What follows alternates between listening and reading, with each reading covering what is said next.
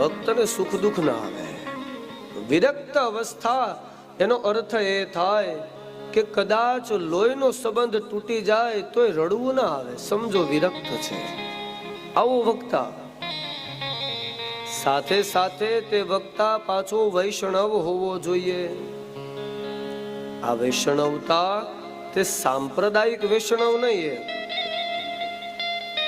વૈષ્ણવનો અર્થ નરસિંહ મહેતા જે એક વૈષ્ણવના 16 લક્ષણ લખે તે વૈષ્ણવની વાત છે. કે સાંભળો, જ્યારે કોઈ વ્યક્તિ વક્તા બનવા ઈચ્છે તો તે લક્ષણથી વૈષ્ણવ બનતો જાય. અને એનામાં કેટલા કેટલા લક્ષણ હોવા જોઈએ? નરસિંહ મહેતા કહે, વૈષ્ણવ જન તો તેને કહીએ